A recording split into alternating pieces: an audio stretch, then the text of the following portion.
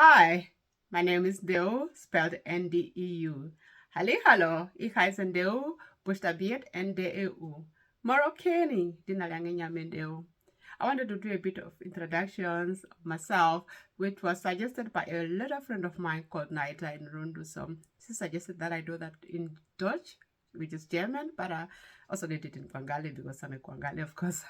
I live in Deutschland for a decade and I'm from Rundu.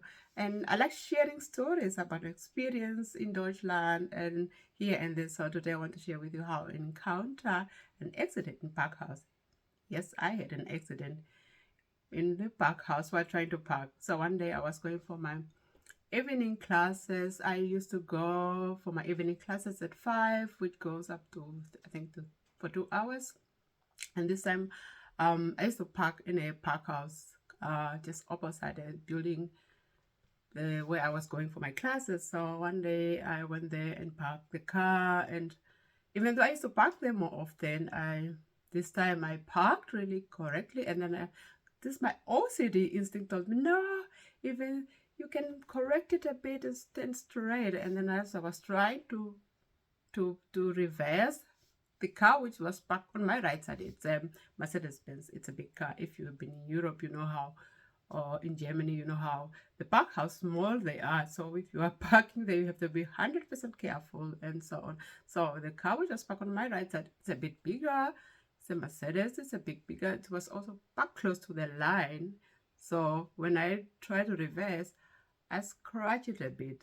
And when I realized that I scratched, I freaked out and I stopped everything what I was doing. I was stopped trying to correct it. I said, let me stop it. What did just happen? I jumped out of the car and looked at what happened, and I saw it was scratched, and I was so freaking out. That was the first time for me to encounter such things, and the first thing that came into my mind, so what if the owner of the car gonna come now? What is he gonna say to me? Is she gonna shout at me? And I was really scared. I was shaking. So I almost started crying. And what should I do now? I ran up and sat at the stairs and called my husband at home and told him what happened. And then he said, by that time I already started crying because the fear was too much for me. And I called him and he said, yeah, calm down. All you can do is just wait for the person until he comes and you tell him what happened and how it happened, all those things. Because it stated in the book that if you had a mistake, if you had an accident, the person or the owner of the car is not around, you have to wait until the owner of the car arrives, and then you report yourself to the person. And I was like, okay, I know that from my driver's license when I was learning that. And I remember one of the students also asked the teacher at the time, was asking, so what if I had an accident and then the owner of the car is not there, and at the same time I have a very important meeting that I don't want to miss. And then the teacher said, yeah, but we have to wait, that's the rules and so on. And then he said, the least you can do is just write a note and put it on the car and give your details and tell everything what happened. Give your right details, at least that you can do. And then at least the owner or the owner of the car will get it and try to contact you. And those. And I was like, I told my husband, yeah, I'm going to do it also this way. Because if I'm going to sit here and really wait for the person, it's really going to stress me more. And I'm really in fear. So it's better let me just go. And then, yeah, husband say, yeah, just do that, write that, and please just indicate, instead of writing your cell phone number, just write the landline number, our telephone number at home. Then I will answer the call when the person calls, and I will handle everything. Again, I did that and I put it on, and I went in the class, even though I was in the class trying to concentrate, but my mind was just, what if the person is there and wonder what did he say and all those. It's just, concentration was not 100% there. And then when I knock off, I was still worried. So what if the person is waiting for me in the park house? So when I arrived in the park house, the car is gone. I was like, oh, okay, it's gone, probably gone. Then I arrived on my husband told me, no, he did not call. So we waited the next day. The person did not call. That was on Friday. That was Thursday. Friday and morning did not call until I think it was 11 or 12 o'clock. And then he got a call and say, yeah, I'm who and who. I got this number. And the person that they scratched my car, and I was at the garage, and I got the quotation, and the quotation is 1,500 euro. It was like, oh my god, that's a lot of money. 1,500. I was like, okay, we got your data and everything, and we'll get back to you. So I say, okay. And he also took the details of my husband's details and so on. Then they say, okay, we'll get back to you. And I was thinking about it, okay, this is the same amount of money that we have, but that was in April, because in June, we're planning to go to my brother's graduation in Moscow. So for that, we also checked how much is the flight, how much was the flight, and the accommodation, plus minus. Those are the most important thing that we budgeted for already. That was plus minus 1,400, 500 almost, because 400 euro was for the accommodation, 1,000 for the flights, the return flights for two people. The time our daughter was still young. She was under 2, so for her it was free. So, and I was so like, oh my god, now 1,500 for the flight, 1,500 we budgeted, and 1,500 to pay this car. So this is a lot of money. That is a lot of money to be spent at once.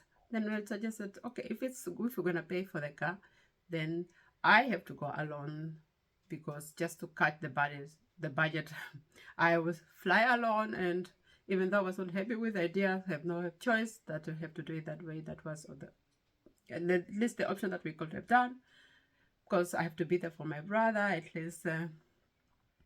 And we did not tell him about that, because at that time I was also preparing an invitation letter for the uncles who were coming from Namibia to his graduation. So we didn't want to stress him. Just say, okay, we're just going to keep her until everything's done, and then we can let him know. And then, okay. Then later on, my husband said, let me try to call my insurance, because I have insurance. Let me ask them, even though I was not the one who was driving the car, you drove the car, let me just ask them. Hopefully they have an option, or maybe they pay half of it, and then we also pay half of it. And I was like, okay. Then he called the insurance, and the insurance say, okay, give us and tell them everything what happened and how did it happen. And the insurance, yeah, it's not a problem. Just give us. They say, no, let's check just give us your details. And then we check your record, and we'll get back to you. Then give his details and everything. Then so they will call you in a few minutes, and later on they call, and then when they call, they say, now you have a good record. The good thing is that ever since you registered with us, you have never claimed anything. So what we're gonna do is that we're gonna cover this cost, and then we're gonna uplift your monthly installment, because now the car is not only was driving it, your wife is also driving it.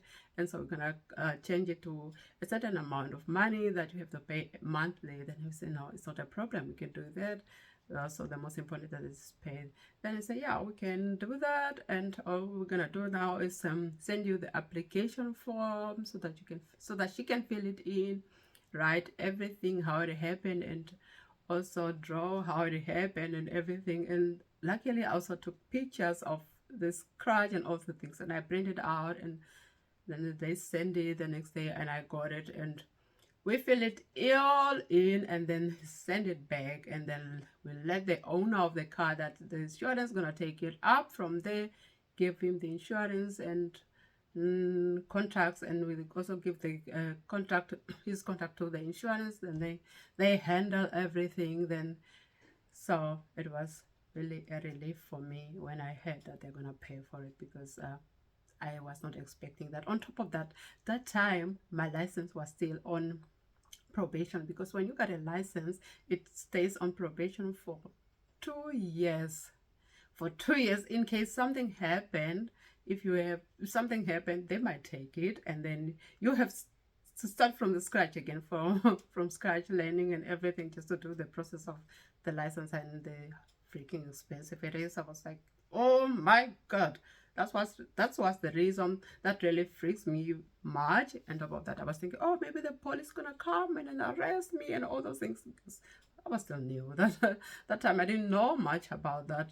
So later on, and then it was all settled. We were so happy that it settled, and then we started also the process of applying our visa to Moscow. So I was really happy, even though it was a scary moment for me. But German has gave me some moments where I was really freaking out and crying, and from that I've learned a lesson that not all rosy here as it looks. My dear, it's really hard, especially for us foreigners. And that's all I have to tell you guys. And don't forget to come next week for the next video on my channel. And thank you very much for listening.